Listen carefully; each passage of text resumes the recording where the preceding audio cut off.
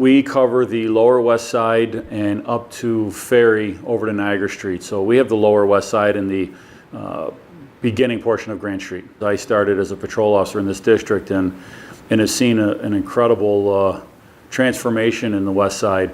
You have families moving into the west side. You have people that are rehabbing homes and community gardens, and people are out walking. It's completely different than it was 15, 20 years ago. It's greatly improving. I think since the immigrant community has come into that area, they have made a big difference. It's gone through a huge transition, and you will hear people say that it's not improving because it's not what it used to be.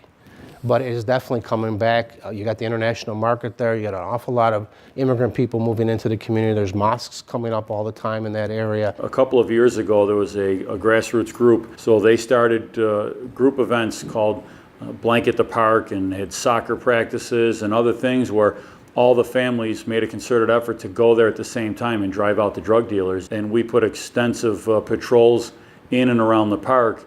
And the city did their part by redoing the lawns, the turf, the lights, and the residents took their park back. Thugs don't like to be seen. Thugs are kind of like rats. They like to be in the dark and out of everybody's way. And when you engage them, they tend to move on. Crime might bump in an area, but there's usually a reason for it.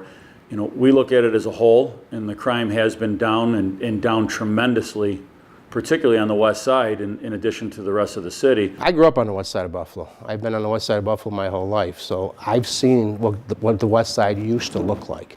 It was a great neighborhood. It went into a horrible decline for a number of years, and now I think it's making a great comeback.